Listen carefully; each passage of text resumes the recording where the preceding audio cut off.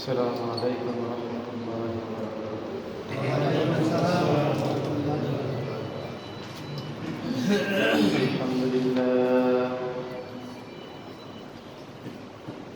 الحمد لله نستعينه ونستغفره ونعوذ بالله من شرور أنفسنا.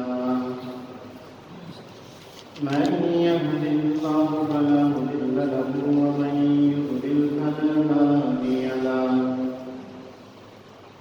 ونشهد أن لا إله إلا الله وحده لا شريك له.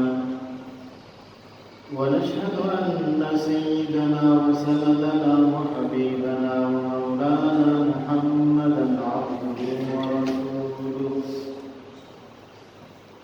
صلى الله تعالى عليه وعلى آله وأصحابه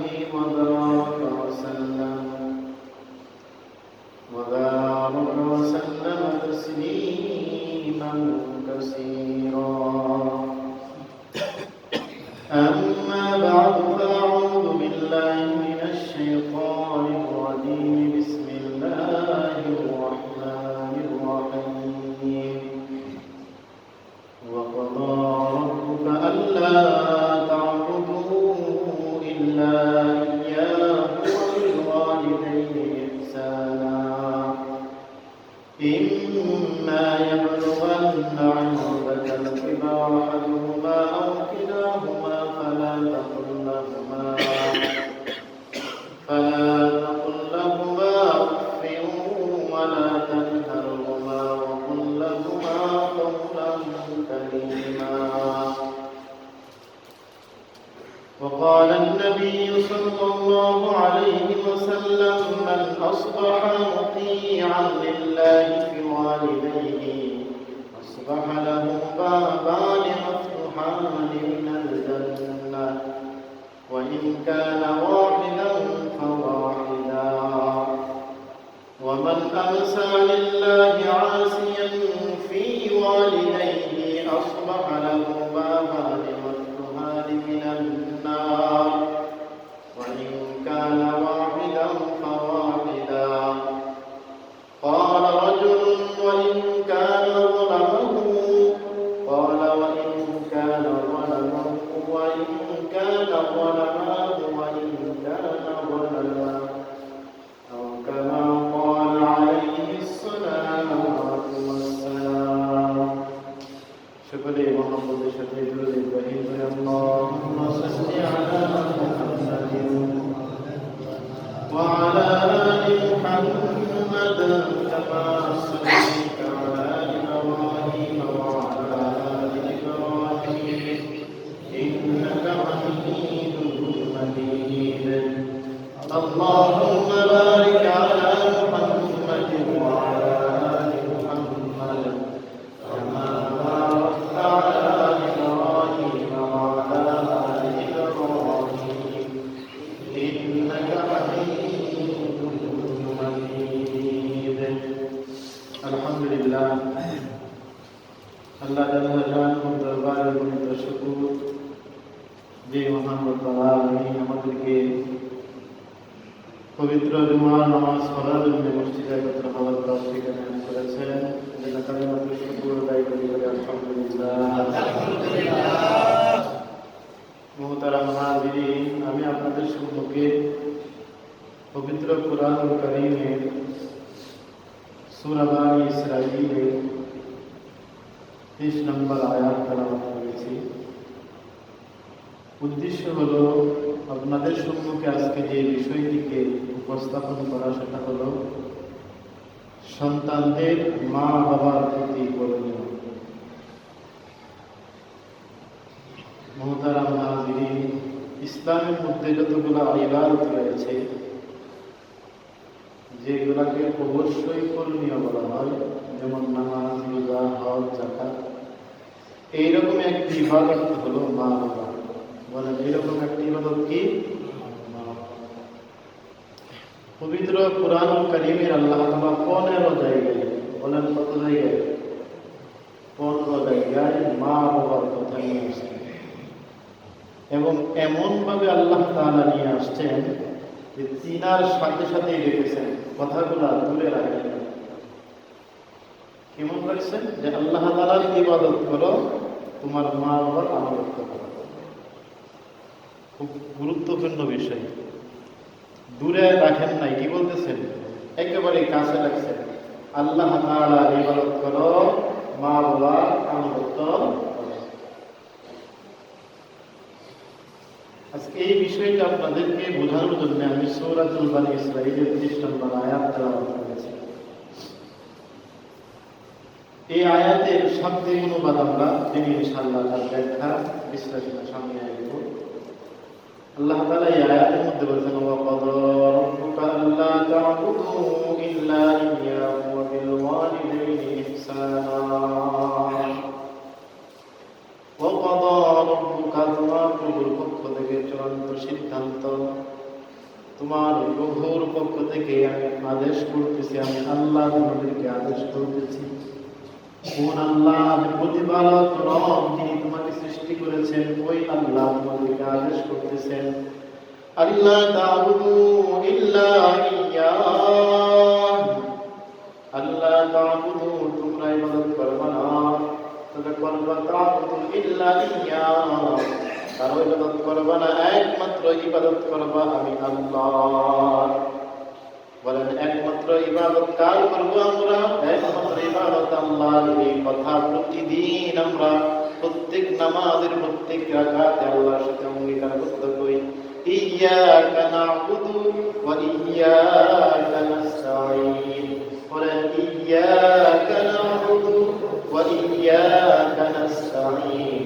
আল্লাহ, আমরা আপনারও ইবাদত করি। সুতরাং একমাত্র ইবাদত কার করতে হবে? আল্লাহর। ইবাদত একমাত্র কার করতে? বলেন আল্লাহ। আল্লাহ বলেন আমার পক্ষ থেকে এটা আমার সিদ্ধান্ত, এটা আমার হুকুম, এটা আমার আদেশ। কি আমার ইবাদত ব্যতীত আর কারো ইবাদত করবে না। কেন করবে না আমার ইবাদত? এবং আমার ইবাদত কেন করবে না? আমার ইবাদত ছাড়া অন্য কারো কেন করা যাবে না? আমি আল্লাহ তোমাদেরকে সৃষ্টি করেছি। বলেন আমাদেরকে কে সৃষ্টি করেছেন? বা আমি আল্লাহ তোমাদেরকে সৃষ্টি করেছি। দুনিয়ার কেউ সৃষ্টি করতে পারবে না, কারো ক্ষমতা নাই। মানুষ কেন সৃষ্টি করবে? অণু থেকে অণু পরিমাণ একটি ছোট্ট পোকাকে, একটি ছোট্ট মাছিকে কোনোদিন তৈরি করতে পারবে না। আমি আল্লাহ যেহেতু তোমাকে সৃষ্টি করেছি, সুতরাং ইবাদত আমি আল্লাহই করব। এরপরে আল্লাহ বলতেছেন, ওয়া বিল ওয়ালিদাইনি ইহসানা। প্রথম নম্বর আদেশ আমার ইবাদত করবা। কেন? আমি তোমাকে সৃষ্টি করেছি। দ্বিতীয় নম্বর হুকুম হলো, তোমার প্রতি আমার নির্দেশ হলো, বার্তা হলো, ওয়া বিল ওয়ালিদাইনি ইহসানা। মা বাবার প্রতি ইহসান করো, ভালো ব্যবহার করো।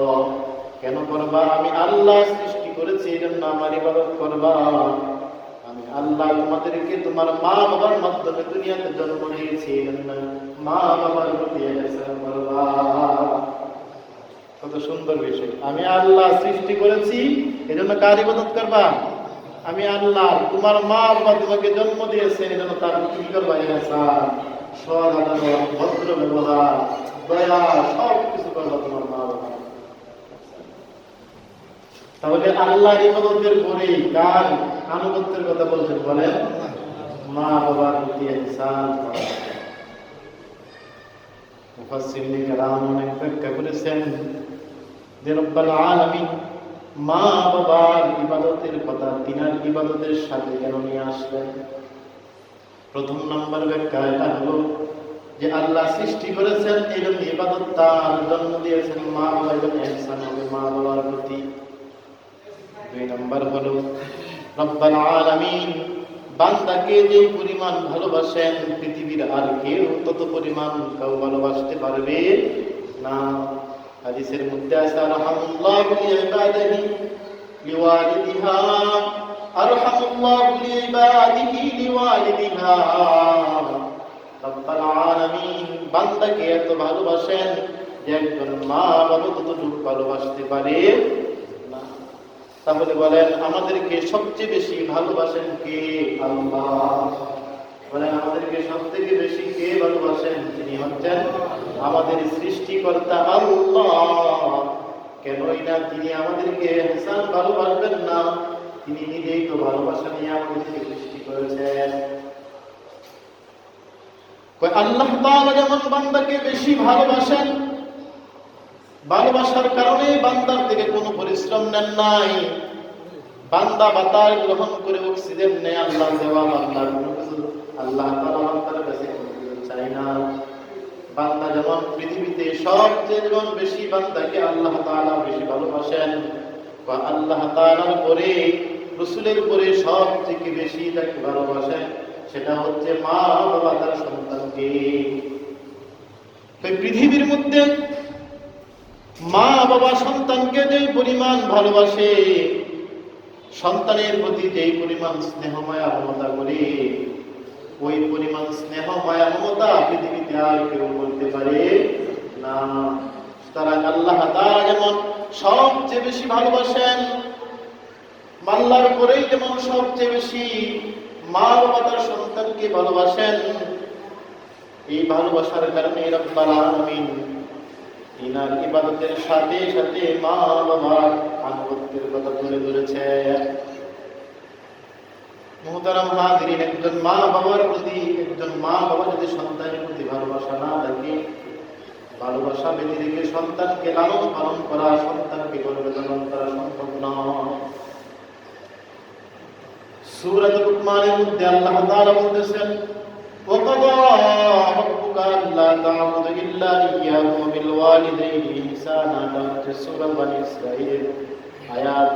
আর সূরা লুকমানের 13 নম্বর আয়াতে বলেন, ওয়াসাইনাল ইনসানা বিওয়ালিদাইহি হামালাতহু উম্মুহু ওয়াহনান আলা ওয়াহনিন ওয়া ফিসালুহু ফি আমাইন। ওই আয়াতের মধ্যে রব্বুল আলামিন বলতেছেন, আমি আল্লাহর পক্ষ থেকে তোমাদের প্রতি নির্দেশ হলো মা বাবার প্রতি ইহসান করবা, মা বাবার সাথে ভদ্র সৌজন্যমূলক আলোচনা করবা, সৌজন্যমূলক ব্যবহার করবে। কেন? মা বাবা কষ্টের পর কষ্ট নিয়ে মা তোমাকে গর্ভে ধারণ করেছে। গর্ভে ধারণের কষ্ট কি পরিমাণ বেশি, একজন মা বেদিকে কষ্ট দ্বিতীয় কোনো ব্যক্তিকে বোঝানো সম্ভব নয়। সন্তান গর্ভে চলে আসছে, সন্তান গর্ভে চলে আসার সাথে সাথে মার যন্ত্রণা শুরু হয়ে গেছে। কোনো মার বেশি কষ্ট হয় না, কিন্তু কোনো মার এমন হয় সন্তান গর্ভে আসার পর থেকে একটা রাতও ভালো করে কোনোদিন ঘুমাইতে পারে না। অনেক মার এমন আছেন যারা টের পায় না, বেশি কষ্ট পায় না, কিন্তু অনেক মায়েরা এমন আছেন গর্ভে আসার সাথে সাথে পেটে ব্যথা, কত রকমের রোগ আছে, সমস্ত রোগের উদ্ভব তখন দেখা যায়। এখানে যারা বিবাহ করেছেন, সন্তান হয়েছে, আপনারা জানবেন অনেকের স্ত্রী এই সমস্যাটা সন্তান গর্ভে আসার সাথে সাথে ওই দিন থেকে পেটে ব্যথা শুরু হয়, গ্যাসের সমস্যা, আরো যত সমস্যা আছে সমস্ত সমস্যা একসাথে দেখা যায়। ওই মুহূর্তে ওই সমস্ত অসুখকে সারানোর জন্য হাই অ্যান্টিবায়োটিক কোনো মাকে কোনো ডাক্তার দেয়, কোনো দেয় না, শুধু সর্বোচ্চ ওষুধ হলো নাপা, এটাকেও নিষেধ করেন। বিষের যদি প্রয়োজন হয় তাহলে নাপা গ্রহণ করো, আর না হয় নাপাটাও গ্রহণ করা যাবে না। কারণ যদি গ্রহণ করে আপনার বাচ্চা যে কোনো মুহূর্তে এটা কি হতে পারে, গর্ভপাত হতে পারে। যে কথা বলতেছিলাম, একজন মা বুঝে কি কষ্ট। সন্তান পেটে আসার পরে রাতের রাত ঘুমাইতে পারে না। সন্তান যখন 4 মাস 5 মাস হয়ে যায়, সন্তানের পূর্ণাঙ্গ বডি তৈরি হয়ে যায়, সন্তান লড়তে চলতে পারে। এখন সন্তান এদিক থেকে সেদিক লড়া দেয়, তখন শরীর টানা দেয়। সন্তান কখনো ডান ছেলে লাথি মারে, লাথি এমন অবস্থায় মারে যে মুহূর্তে সন্তান লাথি দেয় মার মনে হয় কলিজাটা বের হয়ে যাবে, এরকম আঘাত লাগে। মা কান্না করতে থাকেন। আবার কিছু কিছু মা এমন আছে কোন শীতের মধ্যে সন্তান গর্ভে আসছে 8 মাস 9 মাস, শুইতে পারে না। যদি শুই তাহলে ব্যথা অনুভব বেশি হয়। যখন শুইতে যাবে তখন সন্তান নড়াচড়া করে, তখন ব্যথা উঠে যায়। তলপেট যে যেটা আছে ওই দিকের ব্যথা বেশি শুরু হয় যখন লাথি দেয়। তখন মা এই কনকনে শীতের মধ্যে শুয়ে থাকে না, রাত বারান্দা দিয়ে এই কনকনে শীতের মধ্যে হাত ধরে কাটায়া দেয়। এরপরেও ভাই অ্যান্টিবায়োটিক কোনো ওষুধ খায় না, কেন খায় না? যদি খায় তাহলে আমার সন্তানের কষ্ট হবে, সন্তানের সমস্যা হবে। এইরকম 10টি মাস যে মা আপনাকে আমাকে গর্ভধারণ করেছেন, এটা ভালোবাসা ব্যতীত কি আর কখনো সম্ভব না, কারো দ্বারা সম্ভব? এরকম একজন লোক আপনি পাইবেন না যে আমার সন্তানকে 10 মাস তুমি গর্ভে ধারণ করো, 10 কোটি টাকা দিব, তাহলে কেউ রাজি হবে না। এই 10 মাস কষ্ট সহ্য করেন কে? মা। আল্লাহ বলেন ওই মার সাথে সাবধান, কষ্ট দিও না, অসৎ ব্যবহার করো না। আমি আল্লাহ ভালোবাসার কারণে যেমন অসংখ্য অপরাধ করার পরেও তোমাকে আমি কষ্ট দেই না, তোমাকে গজব দিয়ে ধ্বংস করে দেই না। তুমি মায়ের গর্ভে অসংখ্য বার লাথি দেওয়ার পরে ভালোবাসার কারণে মা গর্ভপাত করে না, সুতরাং আমার ইবাদত করার পরে পরেই তোমার মা বাবার সাথে হিসাব করবা। বলেন এই কষ্ট সন্তানের জন্য মা ব্যতীত কি পৃথিবীর আগে করতে পারবো? কেউ করতে পারবে না। আল্লাহ বলেন আমার ইবাদত করো, আল্লাহ তা'বুদু ইল্লা ইয়াহ, আমার ইবাদত ব্যতীত আর কারো ইবাদত করবে না। ওয়া বিল ওয়ালিদাইনি ইহসানা, আর তোমার মা বাবার প্রতি সৎ ব্যবহার করবা। কেন? আমি আল্লাহ ভালোবাসা দিয়ে তোমাকে সৃষ্টি করেছি, আর ভালোবাসা নিয়ে তোমার মা বাবা তোমাকে জন্ম দিয়েছে। এই জন্য আল্লাহ রাব্বুল আলামিন তিনার ইবাদতের সাথে মা বাবার প্রতি সৎ ব্যবহারের কথা নিয়ে আসছে। বলেন মা বাবার আনুগত্য করা ফরজ। বলেন কি? নামাজ যেমন ফরজ, মা বাবার আনুগত্য করা, মা বাবার প্রতি সৎ ব্যবহার করা, মা বাবার সাথে সুন্দর ব্যবহার করা প্রত্যেকটা সন্তানের উপর ফরজ ফরজ ফরজ। নামাজকে ফরজ মনে করি, এজন্য অনেকেই আদায় করি, কিন্তু মা বাবার সাথে ভালো ব্যবহার করা এটাকে আমরা ফরজই মনে করি না। এজন্য 90% সন্তান বর্তমান মা বাবার প্রতি ভালো ব্যবহার করে না। 90% মা বাবা সন্তানের প্রতি রাজি না। এখন তারা বুড়া আছে, তারা খুব খুশি, কিন্তু আপনারা কি আচরণ করছেন এটা বলতে পারবেন না। এইবার সামনে করবো ইনশাল্লাহ। গুরুত্বপূর্ণ আলোচনা, কিন্তু গুরুত্বপূর্ণ আলোচনা। যাদের মা বাবা আছে, মা বাবার প্রতি কি রূপ আচরণ ব্যবহার করেছেন নিজে নিজে ভাবুন। আজকে আপনার সন্তানের প্রতি আপনি কি ব্যবহার করতেছেন? কত মায়া, কত আদর, কত স্নেহ, কত হাজার হাজার টাকা ব্যয় করতেছেন, সে অনুযায়ী মা বাবার প্রতি কত ব্যয় করতেছেন, সে অনুযায়ী মা বাবার প্রতি কতটুকু মহব্বত, কতটুকু ভালোবাসা নিয়ে কাজ করতেছেন, সেটা দেখার বিষয়। আজকে খুব দুঃখের বিষয় যে আমাদের দেশে, মুসলিম দেশে, আজকে বিভিন্ন জায়গায় প্রত্যেকটা ডিস্ট্রিক্ট পর্যায়ে এখন বৃদ্ধাশ্রম করার জন্য ইউরোপ কান্ট্রির মতো সরকার চিন্তা ভাবনা করতেছে। কারণ সন্তান থাকার পরেও মা বাবাকে দেখার মতো লোক না। যে মায়ের কুলে 5 সন্তান 10 সন্তান বড় হয়ে গেছে, যে মায়ের একটি কামরায় 10টি সন্তান একসাথে বড় হয়েছে, লেখাপড়া করাইছেন, না গিয়ে খাওয়াইছেন, আজকে 10 সন্তানের ঘরে এক মায়ের তাই হয় না, এক মা বাবার জায়গা। কত কষ্ট। আপনাদেরকে হয়তো আমি বলেছিলাম, আমি এক জায়গায় গিয়েছিলাম, বুতিয়া বলেই ফেলি, সন্তান 2 জন না 3 জন, সুন্দর বাড়ি, 3 তলা 5 তলা বাড়ি আছে, এক মা, অনেক বয়স, দেখলাম তো এক মার জঙ্গলের ভিতরে ওই যে বাবার আমলের যে বাড়ি আছে ওই বাড়ি ফেলায় আছে। বলেন এইগুলা 1000টা হজ করলে কোন কাজে আসবে? এর 1000 কোটি টাকা দিয়ে দান করে কোন কাজে আসবে? মানে কষ্ট কি এক অবস্থা। আজকে বৃদ্ধাশ্রমে যান, গিয়ে দেখেন মা বাবার অবস্থা। যে কথা বলতেছিলাম যে মা বাবার মতো ভালো আপনাকে আর কেউ পৃথিবীতে বাসবে না। এখন সাংবাদিক বৃদ্ধাশ্রমে গেছে, ঈদের দিন বৃদ্ধাশ্রমে গিয়ে প্রত্যেকের অবস্থান, কারো ছেলে ইউরোপ, কারো ছেলে কানাডা, ইংল্যান্ড, এরকম বিভিন্ন উন্নত মানের রাষ্ট্রে থাকে সন্তানগুলা। মা বাবা কোথায়? বৃদ্ধাশ্রমে। যখন সন্তানের উন্নতির কথা বলে, সন্তানের অবস্থা বলে, তখন চোখ দিয়ে পানি আসে মা বাবা। বছরকে বছর চলে যাইতেছে, মার সাথে সাক্ষাৎ নাই, মার সাথে একটু কথাও বলা হয় না।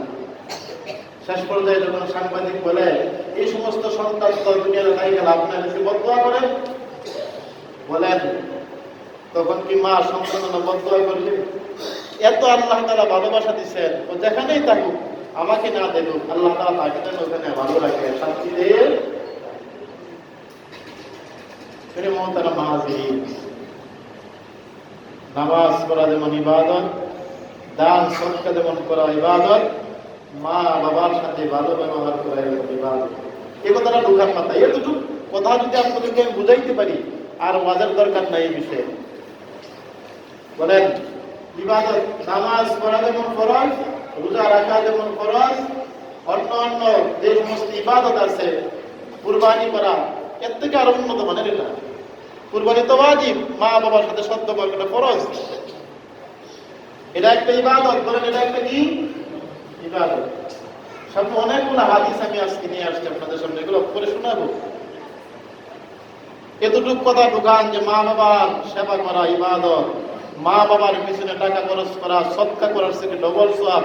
মা বাবাকে একটা শীতের ভালো কাপড় এনে দেন, সদকা করলে যেমন আপনি 1 টাকায় 10 টাকার সওয়াব পাইতেন, মা বাবার পিছনে 1000 টাকা ব্যয় করবেন, আপনি এরকম 20,000 টাকার সওয়াব পেয়ে যাবেন, ডবল সওয়াব, ডবল সওয়াব।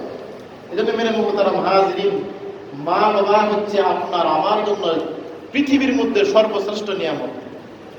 বলেন মা বাবা আমাদের জন্য পৃথিবীর মধ্যে সর্বশ্রেষ্ঠ নিয়ামত। মা বাবা এমন এক ইবাদত যে কানায়ে কাবায় গিয়া যে সব হবে, মা বাবার প্রতি নজর দিয়া চান, রহমতের নজর দিয়া চান, ভালোবাসা মহব্বত নিয়ে চান, কানায়ে কাবা তওয়াফ করলে যে সব, আল্লাহ ওই সব আপনাকে দিয়ে দেবেন। হাদিসে মুবারকের মধ্যে আছে, সরকারে দো আলম নবী সাল্লাল্লাহু আলাইহি ওয়াসাল্লাম ফরমান, এক সাহাবী আন আব্দুল্লাহ ইবনে আব্বাস রাদিয়াল্লাহু তাআলা আনহু قال قال رسول الله صلى الله عليه وسلم ما من ولد بال ينظر الى ولديه نظرة الرحمة الا كتب له بكل نظرة حجة مبرورة। সরকারে দো আলম নবী সাল্লাল্লাহু আলাইহি ওয়াসাল্লাম সাহাবায়ে কেরামকে মা বাবার ইবাদত সম্পর্কে বর্ণনা করতেছেন যে মা বাবা তোমাদের জন্য ইবাদতের স্থল।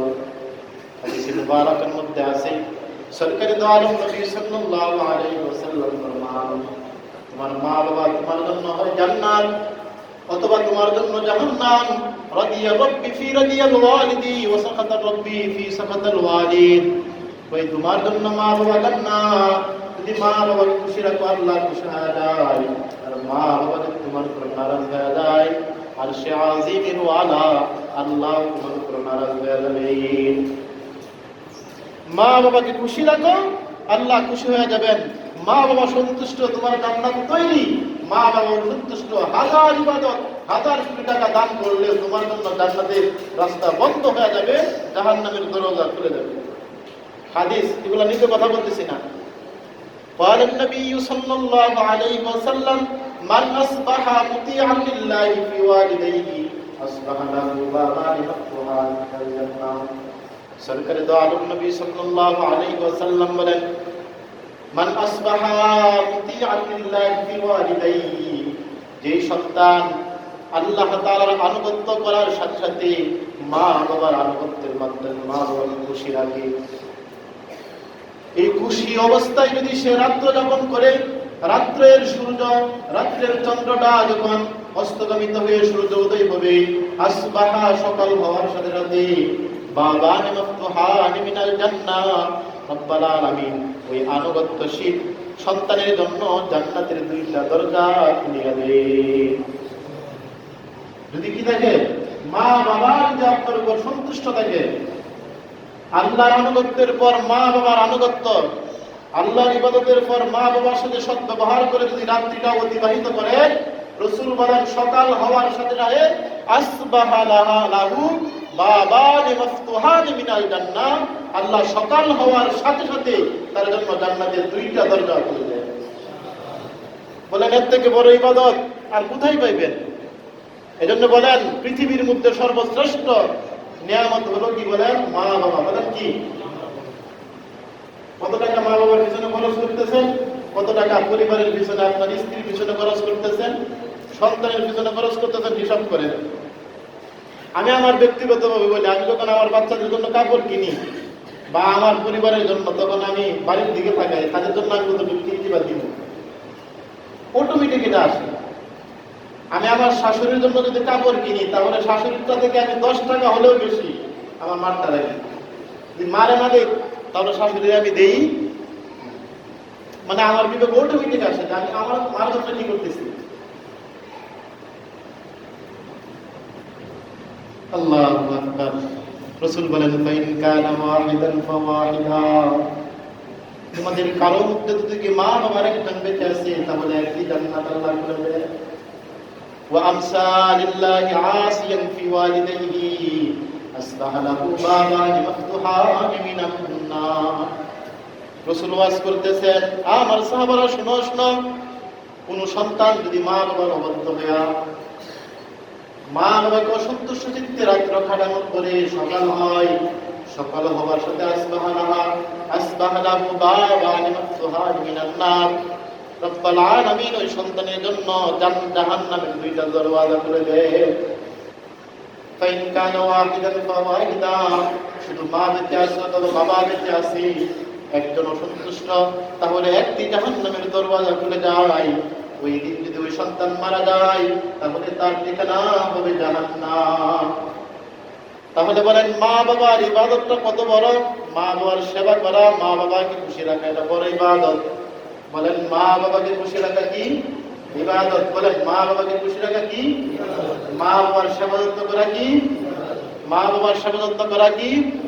মা বাবার দিকে মায়ার দৃষ্টিতে তাকাইলে কি সব পাওয়া যায়? হাজ্জাতান মাবরুরা, একটি কবুলিয়তের হজের সব পাওয়া যায়। ওই হাদিসটা শেষে বলি না আপনাদেরকে। পরে এক সাহাবী বলতেছে, ওয়ালা ইয়া রাসূলুল্লাহ ওয়া ইন নাযারা ফিল ইয়াউমি মিআতা মাররাতান। ওগো রাসূল, আমি যদি প্রতিদিন আমার মায়ের দিকে 100 বার রহমতের দৃষ্টিতে তাকাই, মহব্বতের ভালোবাসার দৃষ্টি নিয়ে তাকাই, রাসূল বলেন 100 কবুলিয়তে হজের সব পাওয়া যায়। কি এক নিয়ামত! আজকে অবহেলা করি। আমি আমাকে বলতেছি, আমি খুব অবহেলা করি। আমার সন্তানকে যতটুকু ভালোবাসি, ততটুকু ভালোবাসা এখন মাকে করি না। কিন্তু এর চেয়ে বেশি করা দরকার, এর চেয়ে বেশি করা দরকার, বেশি করা দরকার। কারণ এটি আমার জান্নাত, এটি আমার জাহান্নাম। এটি আমার জান্নাত, এটি আমার জাহান্নাম। হাদিসে মুবারাকের মধ্যে আছে, সরকারে দু আলম নবী সাল্লাল্লাহু আলাইহি ওয়াসাল্লাম ফরমান, عن عبد الله بن مسعود رضي الله تعالى عنه قال قال رسول الله صلى الله عليه وسلم قلت يا رسول الله أي العمل أحب إلى الله تعالى। এক সাহাবী রাসূলকে বলতেছেন, ও রাসূল, আল্লাহর কাছে সবচেয়ে প্রিয় আমল কোনটি? আল্লাহর কাছে সবচেয়ে প্রিয় আমল কোনটি? সরকারে দু আলম নবী সাল্লাল্লাহু আলাইহি ওয়াসাল্লাম as-salatu ala waqtiha, সময় মতো নামাজ পড়া আল্লাহর কাছে সবচেয়ে প্রিয় ইবাদত। বলেন, আল্লাহর কাছে সবচেয়ে প্রিয় ইবাদত কি? সময় মতো নামাজ পড়া। বলতে ইয়া রাসূলুল্লাহ সুম্মা মান। ওই সাহাবী বললেন, রাসূল, এই ইবাদতের পরে সবচেয়ে উত্তম ইবাদত, প্রিয় আমল কোনটি? যে আমলটাকে রব্বুল আলামিন সবচেয়ে বেশি ভালোবাসেন। সরকারে দু আলম নবী রাসূলুল্লাহ সাল্লাল্লাহু আলাইহি ওয়াসাল্লাম বলেন, ক্বালা বিররুল ওয়ালিদাইন, মা বাবার সেবা যত্ন করা। বলেন, নামাজের পরে সবচেয়ে বড় ইবাদত কি? বিররুল ওয়ালিদাইন। আর ওই সূরাতুল বনি ইসরাইলে কি আছে? আল্লাহর ইবাদতের পরে কারি হিসাব করা। বলেন, মা বাবার কারি হিসাব করা।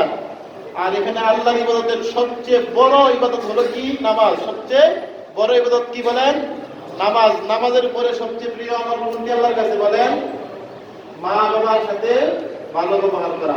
তাহলে হাদিস এবং কোরআন দুইটা এক হয়ে গেল কিনা? হইতো কিনা এক? ওখানে আল্লাহ বলতেছেন আমার ইবাদত করো, মা বাবার আনুগত্য করো। আর হাদিসে বলতেছেন সবচেয়ে বড় ইবাদত হলো নামাজ। এখন বলেন, ইবাদত কি আল্লাহকে জিকিরের মাধ্যমে হয় না নামাজের মাধ্যমে? সবচেয়ে বড় ইবাদত জিকিরও ইবাদত, সবচেয়ে বড় ইবাদত নামাজ। নামাজের পরে হচ্ছে কি? মা বাবার সাথে ভালো ব্যবহার। সময় কম, অনেকগুলো হাদিস আমি দেখেন লিখে নিয়ে আসছি, অনেকগুলো হাদিস। আচ্ছা, কুলতু সুম্মা মান। তিন নম্বর জাহাদের নিঃশ্বাসটা বলি, আল জিহাদু ফি সাবিলিল্লাহ। আল জিহাদু ফি সাবিলিল্লাহ, আল্লাহর রাস্তায় জিহাদ করা। এক নম্বরে নামাজ পড়া, দুই নম্বরে মা বাবার সাথে ভালো ব্যবহার করা, তিন নম্বরে আল জিহাদু ফি সাবিলিল্লাহ, আল্লাহর রাস্তায় জিহাদ করা। এখন সামনের একটা হাদিস আপনাদেরকে আমি শোনাই। এক সাহাবী রাদিয়াল্লাহু তাআলা আনহু আজমাইন রাসূলুল্লাহ সাল্লাল্লাহু আলাইহি ওয়াসাল্লামের কাছে জিহাদের অনুমোদন চাইতেছে।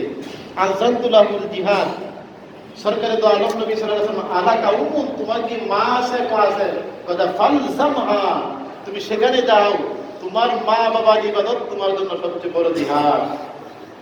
দেখছেন আমরা এখন এই হাদিসের মাধ্যমে জিহাদের থেকেও মা বাবার ইবাদত কি করছেন, বড় করছেন।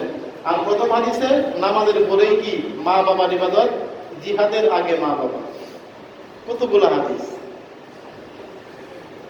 সরকারে দো আলম নবী সাল্লাল্লাহু আলাইহি ওয়াসাল্লাম আলা নবিয়ুকুম বিআকবারিল খাবাইর, সরকারে দো আলম নবী সাল্লাল্লাহু আলাইহি ওয়াসাল্লাম বলেন আলা নবিয়ুকুম, আমি তোমাদেরকে সতর্ক করব না, জানাই দিব না, আকবারুল কাবাইর, সবচেয়ে বড় কবিরা গুনাহ কোনটি?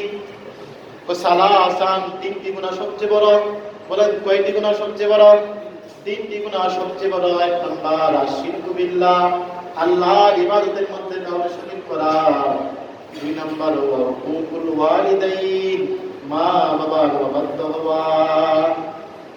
আপনি কোথায় যাবেন মা বাবার ইবাদতকে ফেলায় দেওয়া? প্রত্যেক জায়গায় আল্লাহ তাআলা ডাকছেন, প্রত্যেক জায়গায় কি নিয়ে আসছেন? মা বাবার ইবাদত করা। আল্লাহর ইবাদতের পরে মা বাবার আনুগত্য নিয়ে আসছেন। কবিরা গুনার মধ্যে আল্লাহর সাথে শরীক করার পরে সবচেয়ে বড় গুনাহ কি নিয়ে আসছেন? হুকুকুল ওয়ালিদাইন।